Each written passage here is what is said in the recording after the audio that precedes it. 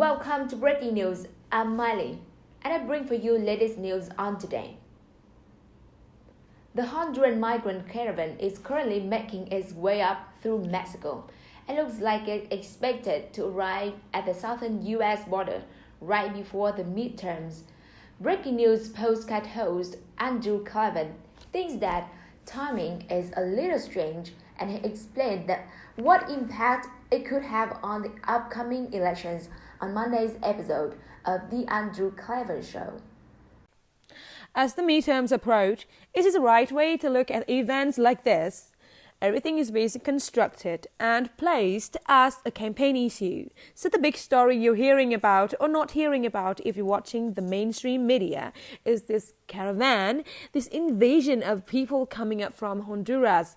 And now Mexicans are joining as well. They broke through the Mexican lines and regathered. It started out with 4,000, now maybe 7,000, and they say maybe as high as 10,000. Trump is saying he's going to cut off aid to Central American countries. He's saying he's going to send the army down, which is completely within his right to do. They defend our border. Of course, they're going to get here just in time for the midterms. Suddenly, they're not going to have enough food because obviously someone's paying for this. Obviously, someone's supporting them along the way.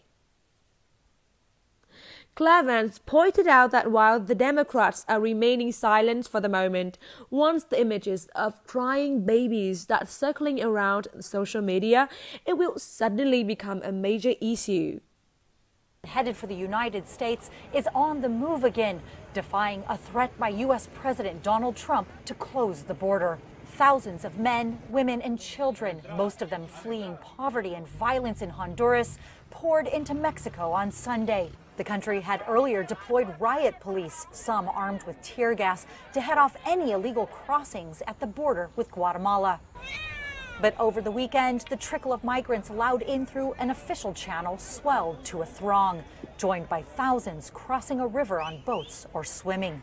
The migrants face uncertainty and possible deportation in Mexico, a risk that one man said was worth it. The government of Honduras won't help anybody, even if you're disabled. Just look at all these people here who haven't been able to find work. Another man saying, "Tell Donald Trump we're coming to see him." The U.S. president on Sunday tweeted, quote, "Full efforts are being made to stop the onslaught of illegal aliens." Trump says the migrants must apply for asylum in Mexico first before trying to petition U.S. authorities.